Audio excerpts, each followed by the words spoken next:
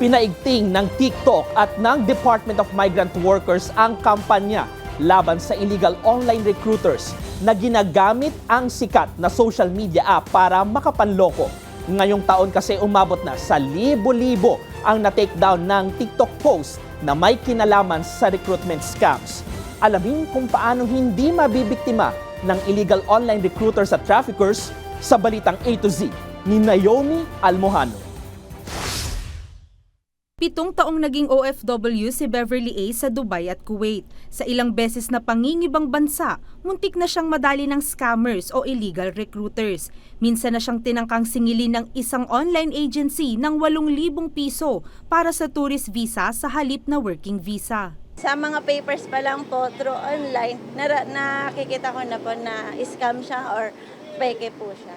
Sa ngayon po, talagang madami pong scammers, lalo na sa mga Pilipino. Aniya, nakakatakot ma-scam ng online recruiters dahil mahirap nang habulin ito.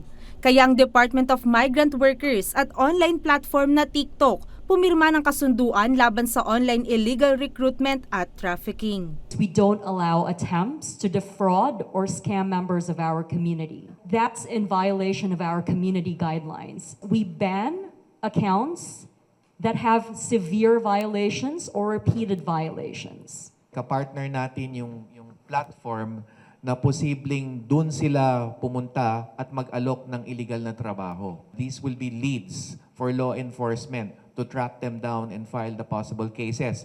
Babala ng mga otoridad magduda sa online recruiter kung naniningil agad ng malaking halaga ng pera, hindi kumpleto ang lisensya o questionable ang credentials ng agency at tourist visa ang ino-offer imbis na working visa. Kadalasang biktima nito ang mga OFW na papuntang Myanmar, Cambodia at Laos. Karamihan ng offer doon, mga customer relations roles, no?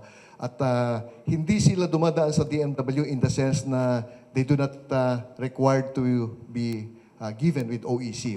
As of June 2025, pumalo na sa tinatayang 40,000 illegal recruitment post na ang tinake-down ng TikTok Philippines, habang mahigit 84,000 post naman na ang tinanggal ng Meta Philippines mula pa noong 2020. Malaking hakbang ito para sa pagtaguyod ng ligtas na cyber job space para sa mga Pinoy.